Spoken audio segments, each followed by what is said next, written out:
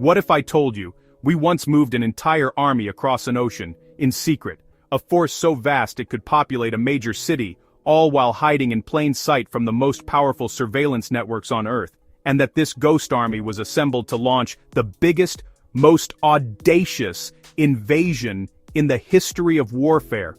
Or that we built a secret pipeline, a flexible underwater artery stretching across a hostile seafloor to fuel that very war machine? An engineering marvel that delivered millions of gallons of fuel a day, completely undetected. It sounds like something out of a blockbuster movie, right? The kind of impossible plan a hero hatches in the final act. But these aren't works of fiction, they are real-world logistics. The unsung art and science of getting the right things, to the right place, at the right time. It's the hidden nervous system of our world. Today, we're counting down the 7 biggest, most complex and most mind-blowing freight operations ever pulled off. These aren't just big shipments, these are colossal undertakings that supplied entire wars, turning the tide of history with bullets, beans, and fuel. They saved millions of lives, delivering hope and survival against impossible odds in the form of food and medicine. And in doing so, they literally reshaped the planet, leaving behind new cities, new trade routes, and a new world. To give you a sense of the scale we're talking about, I came out here beside one of the largest container ships on Earth. This single ship can carry over 20,000 containers. Think about that. Zoom in on one box. Now zoom out to a floating city of steel, 4 football fields long, carrying the contents of an entire town's worth of stores. It's one of the modern wonders of the world. But what you're about to see makes even this incredible vessel look like a toy boat in a bathtub. We're about to explore the absolute pinnacle of human ingenuity and resolve. This is the story of moving from A to B on a god-tier level. Let's get into it. Number 7. Kicking off at 7, Lend-Lease, the freight operation that helped decide World War II. It was a masterstroke of policy and logistics, born from a world on the brink of collapse and a nation officially at peace, yet determined to aid its allies. Before America officially entered the war, President Roosevelt declared the nation must become the arsenal of democracy. The Lend-Lease Act of March 1941 made it happen, bypassing neutrality laws to supply nations whose defense was deemed vital to the United States. The concept was simple, yet revolutionary. As Roosevelt explained, if your neighbor's house is on fire, you don't sell them your garden hose, you lend it to them to put out the fire. And what a hose it was! American factories roared to life, producing an avalanche of material. Ports on every coast became bustling hubs of activity, loading ships around the clock. Convoys then sailed into the gravest of dangers, braving the wolf packs of German U-boats. The total value of the aid was staggering, over $50 billion at the time, which is nearly $1 trillion in today's money. The numbers are almost incomprehensible. Over 300,000 aircraft, nearly 100,000 tanks and self-propelled guns, and almost 1 million trucks, jeeps, and motorcycles. For the Red Army, fighting for its life on the Eastern Front, these supplies provided crucial mobility, the very legs that helped carry it all the way to Berlin.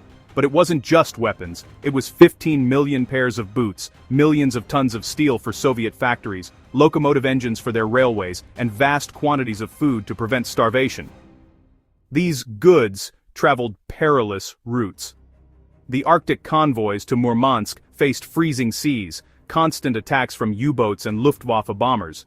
Yet, against all odds, most of the supplies got through. For Britain, it was a lifeline that kept the country fighting alone in 1941. For the Soviet Union, it was a decisive game-changer, and all of this was coordinated in an analog world with pencils, paper, and telegraphs, a global supply chain stretching from a factory floor in Detroit to a foxhole outside Stalingrad. It was America's industrial capacity, weaponized and shipped across the world, one precious cargo hold at a time. Lend-Lease wasn't just about supplying a war, it was warfare, powered by logistics. Number 6. The largest amphibious invasion in history, D-Day. 150,000 soldiers landed, but the real challenge, supply, 7 million tons pre-positioned in southern England, including 450,000 tons of ammunition, an armada of almost 7,000 ships. Landing craft delivered tanks, bulldozers, and guns through chaos. No port? Build one. The Mulberry Harbors, concrete giants and floating roads, towed across the channel. Arromanches briefly became the busiest port on Earth. In 100 days, over 2 million troops, 400,000 vehicles, 4 million tons. Then the Red Ball Express, 6,000 trucks, 12,500 tons per day, kept the advance moving. Sea, land, and air fused into one seamless lifeline, a port from thin air, and a road to victory. Number 5. After D-Day, fuel by tanker was slow, exposed, and easily attacked. Solution: pump fuel under the channel via secret pipelines. Two designs: Chayaz flexible and Hamel steel, strong yet deployable. They spooled fuel onto giant floating drums and laid it by ship. By August 1944, fuel was flowing to France. Soon, a network of 17 lines powered the Allied advance. By March 1945, over 1 million gallons per day, hundreds of tankers worth. Silently, securely, beneath the waves, bottleneck solved. A hidden highway of fuel that changed the war's tempo. Number 4. In 1948, the Soviets blockaded West Berlin. No road, rail, or canal. 2.5 million people faced hunger and winter. Abandon, fight, or find another way. They chose the sky, an entire city supplied by air. General William Tunner turned chaos into a conveyor belt. Procedures, loading times, maintenance, optimized to the minute. Planes landed every few minutes through fog and winter, 24/7. A third airport rose in 90 days. Flights threaded 3 narrow corridors.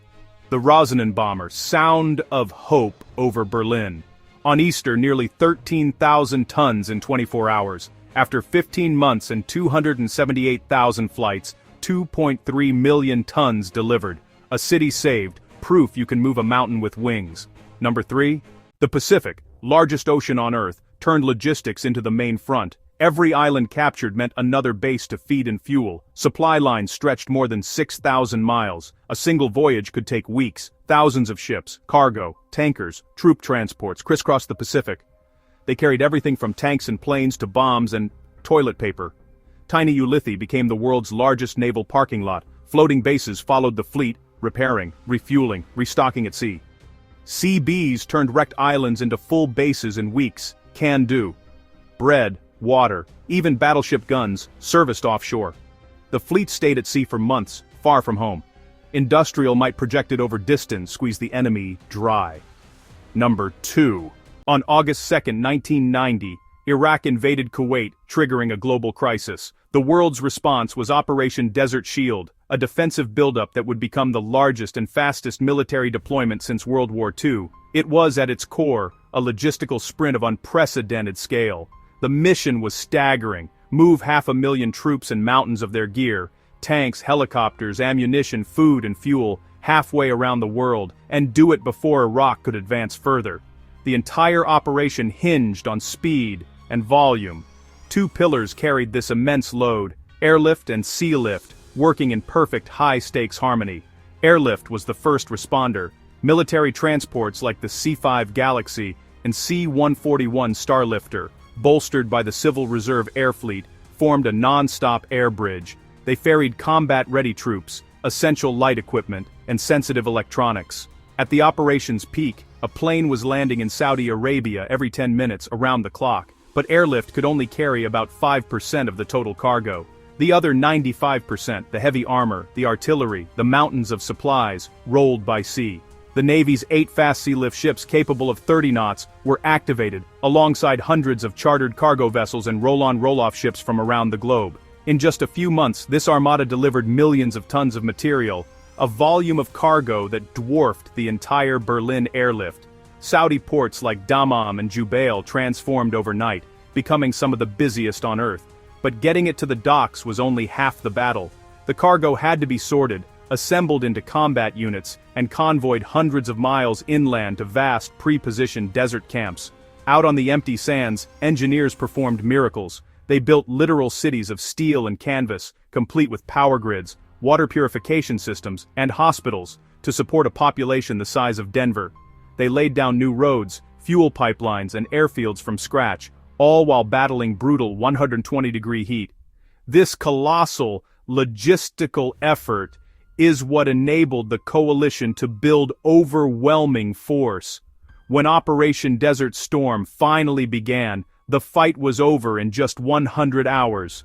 The victory was won not on the battlefield, but in the months prior, by the planners, engineers, and logisticians who moved an army across the world. Number 1 is unfolding now. China's Belt and Road Initiative, a multi-trillion-dollar network bigger than anything before. Overland corridors, railways, highways, pipelines, from China to Europe. Rail can have sea transit times on select lanes. The Maritime Silk Road strings deep. Water ports across key choke points. State-of-the-art hubs rising in Pakistan, Sri Lanka, and beyond. Rail in Laos, bridges in Bangladesh, industrial zones across continents. New routes will reroute global cargo and center trade on China. The build itself is a colossal freight job. Materials, machines, energy. It's controversial, financing risks and strategic control debates. Whatever the verdict, the scale is undeniable. It dwarfs the rest of this list. The infrastructure for the next century of trade is being laid, right now.